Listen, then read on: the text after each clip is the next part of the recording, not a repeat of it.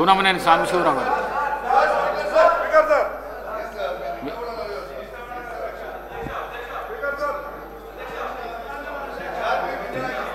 ధన్యవాదాలు అధ్యక్ష గారు.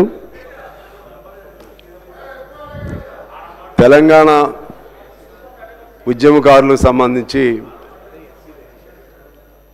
తెలంగాణ రాష్ట్ర అవతరణ సందర్భంగా ఉద్యమాల్లో పాల్గొన్నటువంటి కొన్ని వందల మంది కేసులకు వెళ్ళారు, జైళ్ళకి వెళ్ళారు.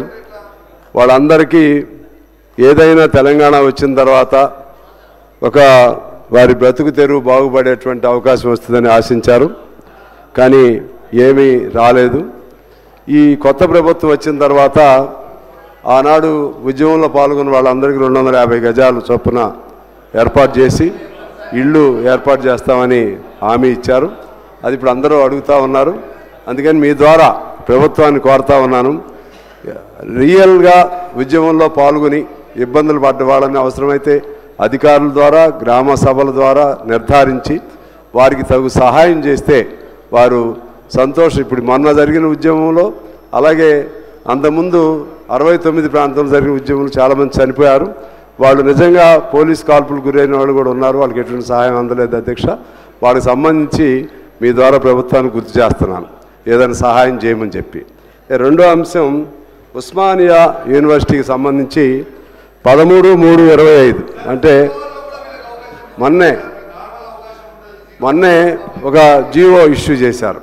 ఆ జీవో ఏమిటంటే ఆ ఉస్మానియా యూనివర్సిటీ పరిధిలో విద్యార్థులు కానీ లేకపోతే మరెవరు కానీ ఏదైనా సరే ఆందోళనలు ధర్నాలు చేయకూడదు, స్లోగన్స్ కూడా ఇవ్వకూడదు. ఇంకా 2-3 అంశాలు పెట్టారు అధ్యక్ష. ఉస్మానియా కేంద్రం అంటే మనందరికీ తెలుసు, ఆనాడు ఈ తెలంగాణ ఉద్యమానికి ఆ ఉద్యమ క్షేత్రముగా పోరాట క్షేత్రముగా ఆ ఉస్మానియా విద్యాలయం ఉంది. దాంతోపాటు ఉస్మానియా విద్యాలయం ప్రారంభించిన కాలం నుంచి దాదాపు 70-80 సంవత్సరాలు అయింది. అక్కడి నుంచి అనేక మంది మేధావులు, మన వామపక్ష మేధావులు కానీ లేకపోతే ప్రగతిశీల మేధావులు కానీ చాలామంది తయారయ్యారు. అనేక మంది పోరాటాలకు ఆద్యులుగా అక్కడి నుంచే తయారయ్యారు. ఆ విధంగా అంత గొప్ప ఉస్మానియా విశ్వవిద్యాలయానికి సంబంధించి ఈ నిషేధం అనేది విధించడం అనేది ఇది అప్రజాస్వామికంగా అనిపిస్తుంది అధ్యక్ష.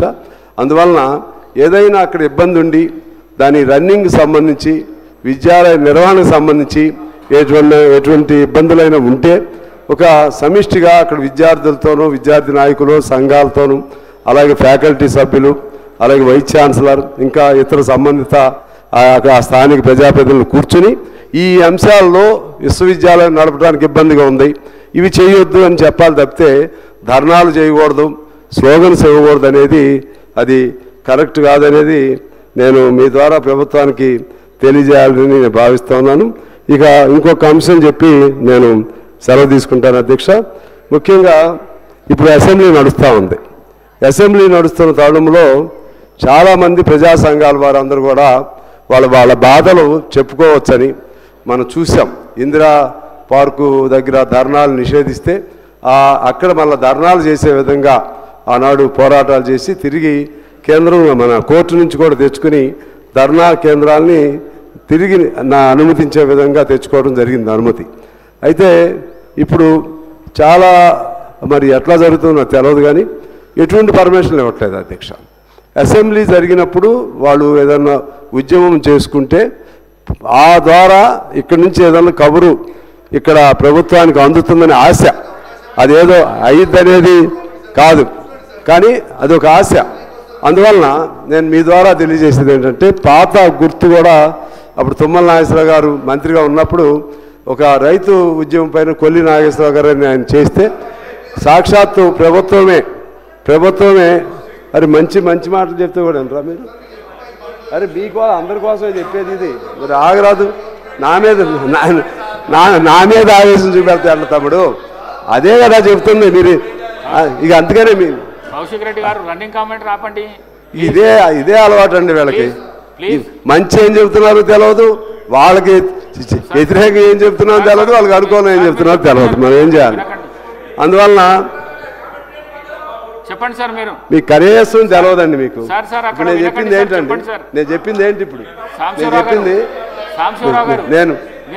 నేను చెప్పింది మంచి ఆలోచన చెప్తుంటే అధ్యక్ష నేను ఏమంటున్నానంటే 2014 పూర్వం ఏ ధర్నాలు చేసుకున్నా ప్రభుత్వాలే మంత్రులను కూడా పంపించి వాళ్ళకి ఏదైనా ఒక హామీ ఇప్పించేటువంటి ఒక సాంప్రదాయం ఉండేది అధ్యక్ష. అందువలన ఇవాళ తెలంగాణలో మరలా కాంగ్రెస్ ప్రభుత్వం వచ్చిన తర్వాత మళ్ళీ పాత వరవడి రావాలని చెప్పి మీ ద్వారా నేను కోరుతున్నాను. వాళ్ళేమి ఇప్పుడు మహిళలు ఉద్యమం చేయాలనుకుంటారు, వాళ్ళేమి తుపాకులు ఉండవు లేకపోతే ఇంకేదో ఇబ్బందులు పెట్టరు.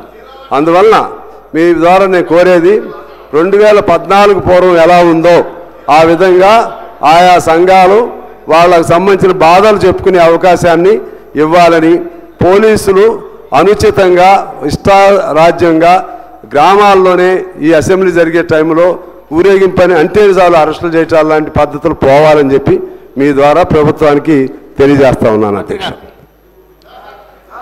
గౌరవ సభ్యుల యొక్క విషయాలన్నీ పరిగణలోకి తీసుకోవడం జరుగుతుంది అధ్యక్ష. కౌశిక్ రెడ్డి గారు